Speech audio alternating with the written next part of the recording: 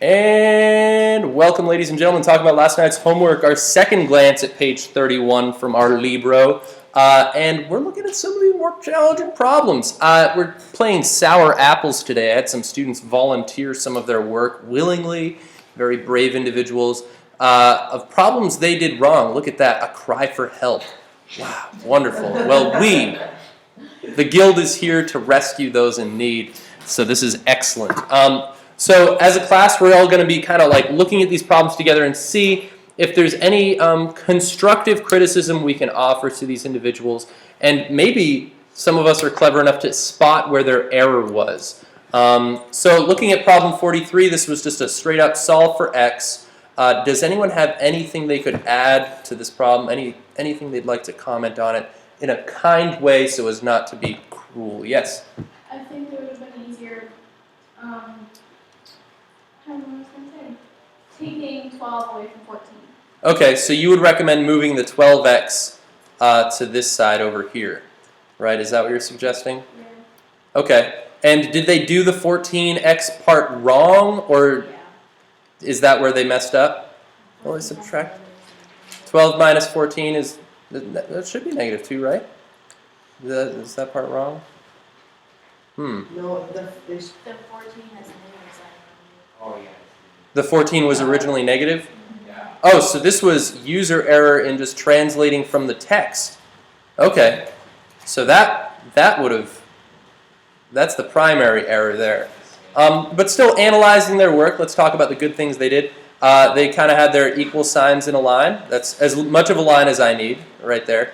Yeah, I would have, in this case, suggested moving that. I wouldn't have moved the constants around just yet. I first kind of get my x's together as buddies before I decide which side I want to move the rest of them to.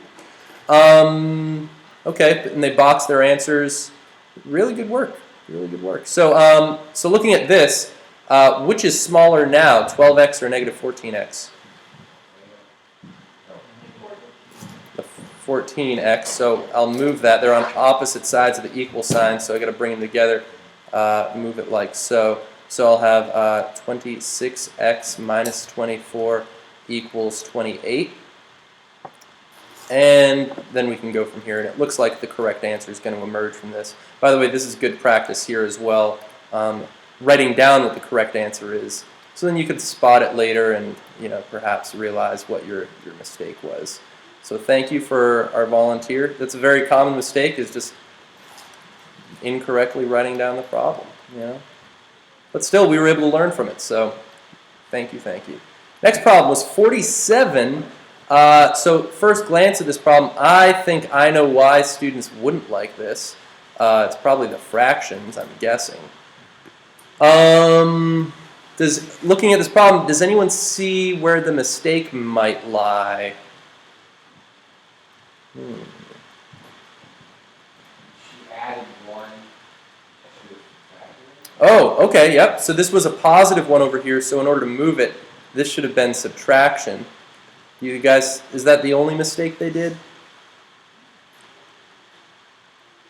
And then they ended up moving the 5. Oh, but did they forget? Oh, I see another mistake. So when they added 5, they would have had to do it to both sides. And then also notice what happened between here and here.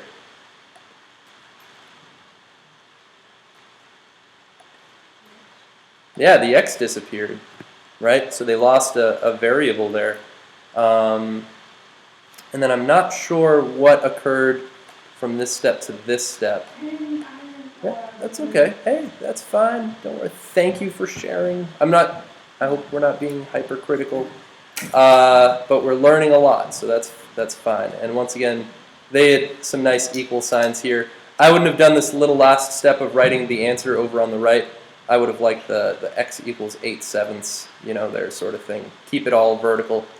But let's see. And then if they were to go from here to the answer, what would they have had to do to get rid of this 5/7?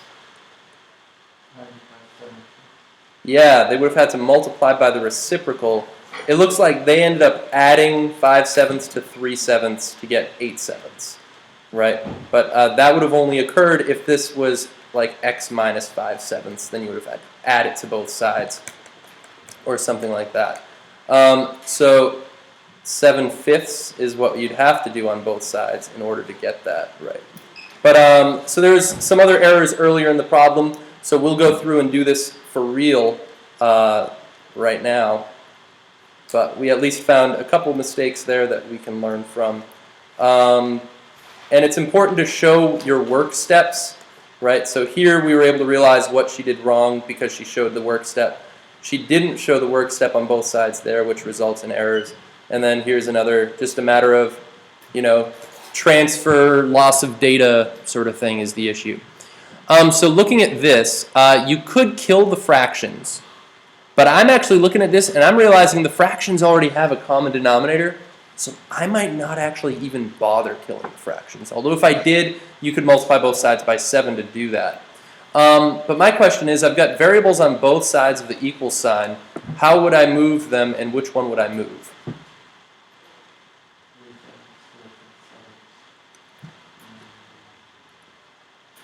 Yeah, 3/7 is smaller than 5/7. So I'd subtract that from both sides. And now that I know I'm going to have my variable on the left, you could, if you're fancy, you could even move this 4 all in one step. Are you guys ready for some double step in here? I don't know. That's like going from like 1-button Guitar Hero to 2-button Guitar Hero right there. Yikes. So we'll have, on the left, we'll have 2/7 x equals, these canceled out. That was kind of a weird space there, but that's just multiplication. 1 plus 4 is 5. Okay. So they actually still ended up with a 5. Oh, wow, that was another mistake I just realized. Was negative 4 plus 1 would have been negative 3 technically. But nonetheless, so let's keep going. And to find x, what would you guys do to get rid of the 2/7?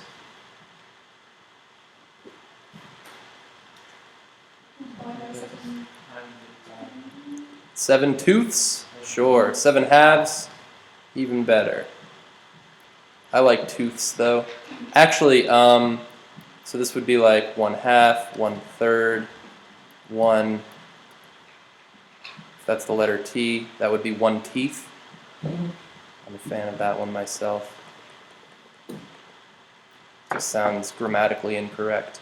So we'd have x equals 5 times 7 is 35 over 2. If multiplying fractions, if it's easier, you can put a little over 1 for your whole numbers, and then you just multiply across. Multiplication is really nice for fractions. All right, thank you so much for sharing that problem. That was actually a really good one to see. All right, 49. Now this one had some instruction with it.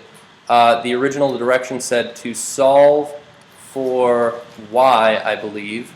So this is a multivariable equation, all right? And if I'm solving for y, that means I'm going to pretend that this x, and is this a z or is that a 2?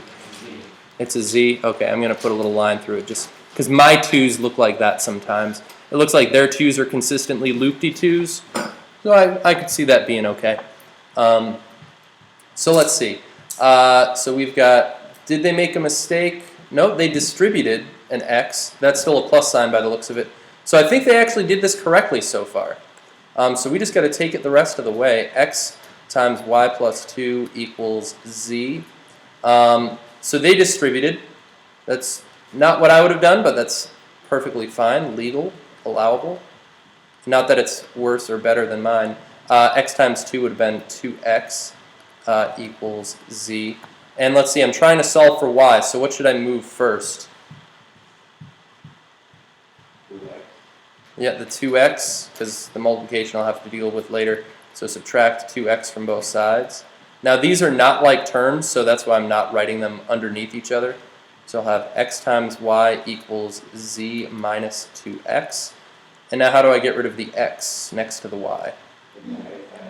Divide. So I could write all over x here. And is this the correct answer up here, everybody? Yeah, I think it is. If I wrote all over x, that would technically be fine, and I would actually even have accepted that as an answer. But I'll show you how you can get the book's answer this way as well. If you just divide each piece by x, each term you'd get y equals z over x minus, and what happens here? The x's would cancel out, so I'd just get minus 2. All right, so yeah, that's a perfect way to do the problem. The other way you might have done it is y plus 2 equals z. You could have gotten rid of this x first by dividing both sides. And this little technique isn't always possible, so distribution is probably consistently more the better way to do it, but I just want to point out that you could have done this and then subtract 2 from both sides, and you can see the answer reveals itself. Bam. Z over x minus 2. Voila. So the key when solving for formulas for a particular variable is just pretend everything else is a number, is really what you'd end up doing, and it works out just fine. So those were some student samples. Let's talk about maybe some other questions that we might need to do. We don't have too much time. I might skip. Well, what I might say about question 55, I'm probably just going to remove that, so future users of this video, this question won't even be a part of it. It ends up being a 2-variable problem is what it ends up being. So my apologies there. Let me look at 57 though. Oh, where am I? Let me get a snapshot where it's not so curvy. Oh man, bad lighting even. That's okay. It'll make do. So let's see, 57, it says, you have $32. Ah, great news. I love this problem. To spend on supplies for your science fair project. If you buy 2 plants for experiments, you will have $18 left for other supplies. How much is each plant? Now, typically, the question reveals the variable to us. So if I want to define my variable, I'll say x or p or something like that. Maybe we'll use p. What should p equal? What about plant? Is it the cost of the plant? It is the cost of the plant, isn't it? Right, because they're not just asking how many plants, it is the cost of the plant. Yeah, so I agree. And that's why we have to be specific. What units would this be measured in? Money. So like gold pieces, euros, pesos. Probably American, judging by the fact that this is right there. So American dollar right there is probably the units. So let's write our equation, our little fact we've got. So let's see, it says I've got $32. That sounds good. That's like the total amount I have to spend, right? You buy 2 plants for your experiment. So 2 plants times the price for each plant. That would represent how much I spent total on just the plants. And then what else did I spend? That would add up to $32 total. The 18. Right? So something like that. There are other ways you could have arranged this. I don't know, you could have said like, 32 minus 2p is equal to 18. Like your amount of money minus the amount you spent on plants would equal to $18 you have left for supplies. I don't know. Either of those are mathematically correct. There's a few other variations. Some of you actually started doing the algebra automatically in your head, and you were figuring out the answer without writing an equation, which is cool that you can do that. That's good intuition, but we obviously want to develop procedures for more complicated methods. So let's see, for solving, how would I solve this equation here? Minus 18 on both sides.